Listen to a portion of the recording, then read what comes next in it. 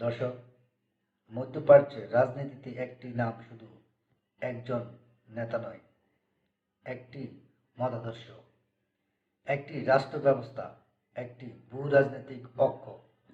সেই নাম যদি হঠাৎ অনুপস্থিত হয়ে যায়, প্রশ্ন উঠেছে, আলী খামেনি মৃত্যু কি তৃতীয় বিশ্বযুদ্ধের সূচনা ঘটাতে পারে? শিরোনামটি নাটকীয়, কিন্তু এই পিছনের বাস্তব সমীকরণ আছে কি? আজ আমরা আবেগ নয়, ভূ রাজনৈতিক বাস্তবতা নিয়ে বিষয়টি বুঝব। প্রথমে একটি গুরুত্বপূর্ণ তথ্য পরিষ্কার করা দরকার। আলী খামেনি বর্তমানে মৃত্যুবরণ করেছেন। ইরানের সর্বোচ্চ নেতা হিসেবে দায়িত্ব ছিলেন। তাই আলোচনাটি সম্পূর্ণ বিশ্লেষণ ভিত্তিক, সম্ভাব্য পরিস্থিতি নিয়ে। এখন প্রশ্ন, কেন তার ব্যক্তিগত অবস্থান এত গুরুত্বপূর্ণ? কারণ ইরানের রাষ্ট্র কাঠামোতে সুপ্রিম লিডার পদটি কেবল আনুষ্ঠানিক নয়, এটি সামরিক, বিচারিক ও কৌশলগত নীতির চূড়ান্ত নিয়ন্ত্রক। মধ্যপ্রাচ্য, ইরান শুধু একটি দেশ নয়, এটি একটি প্রভাবলয়। Lebanon, Hezbollah, Gaza, Hamas, Yemen Houthi গোষ্ঠী, এসব জায়গা ইরানের কৌশলগত ছায়া রয়েছে বলে আন্তর্জাতিক বিশ্লেষণে ধরা হয়। যদি হঠাৎ নেতৃত্ব শূন্যতা তৈরি হয়, তাহলে প্রথম প্রশ্ন হবে, কে উত্তরসূরি? কি হবে এর উত্তরসূরি?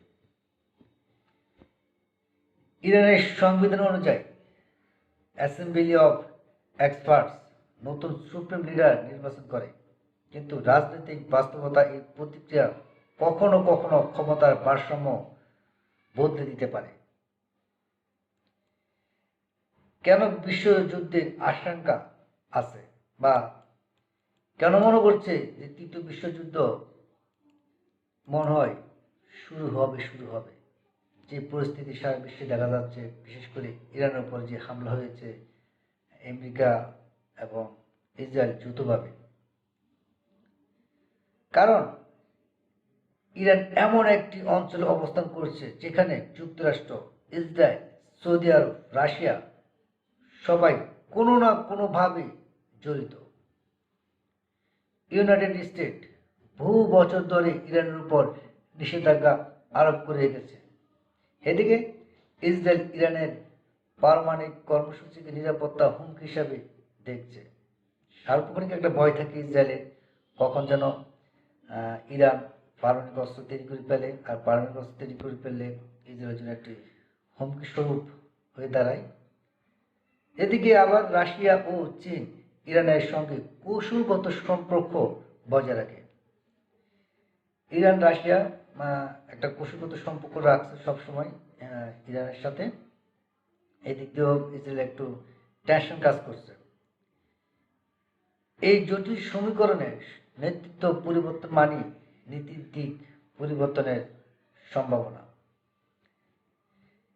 কিন্তু এখানে বাস্তবতা একটু ভিন্ন কথা বলে। একটি ব্যক্তির মৃত্যু সরাসরি বিশ্বযুদ্ধ ডেকে আনে, এমন নজির আধুনিক কূটনীতিতে বিরল।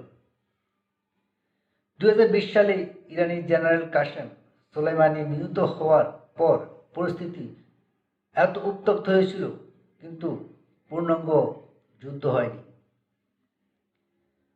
কারণ বড় শক্তিগুলো জানে, তারা খুব ভালো করে জানে, সরাসরি সংঘর্ষের খরচ, বিপর্যয়কর পারমাণবিক সক্ষমতা, জ্বালানি বাজার, বৈশ্বিক বাণিজ্য সবকিছু ঝুঁকির মুখে পড়ে এবং আদৌ ঝুঁকির মুখে পড়তে পারে। তবে উত্তেজনা ঝুঁকি কোথায়? যদি উত্তরসূরি নির্বাচনের সময় আভ্যন্তরীণ ক্ষমতার দ্বন্দ্ব তীব্র হয়, অথবা আঞ্চলিক প্রক্সি গোষ্ঠীগুলো শক্তি প্রদর্শনের নামে তখন সীমিত সংঘর্ষ ছড়িয়ে পড়তে পারে। পারস্য উপসাগরের নৌবাহিনীর মুখোমুখি অবস্থান, ইসরায়েল ইরান ছায়াযুদ্ধ কিংবা সিরিয়া লেবানন ফ্রন্ট, এসব জায়গায় উত্তেজনা বাড়তে পারে। আর মধ্যপ্রাচ্যের একটি বড় সংঘর্ষ জ্বালানি বাজারকে নাড়িয়ে দিলে বৈশ্বিক অর্থনীতির প্রভাব পড়বে, যা অনেক দেশের রাজনৈতিক স্থিতিশীলতাকেও নড়বড়ে করে দিতে পারে।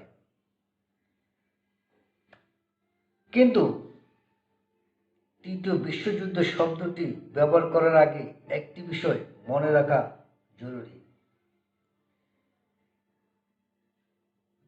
বিশ্ব এখন পারস্পরিক নির্ভরশীল।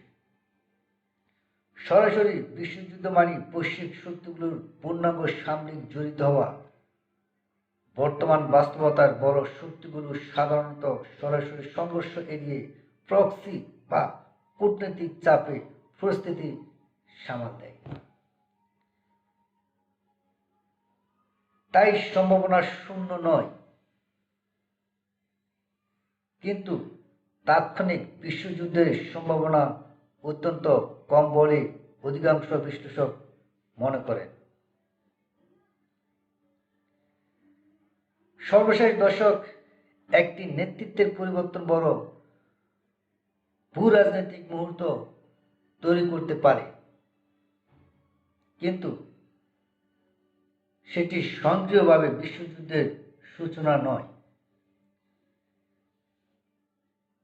বরং এটি একটি সংবেদনশীল সময়।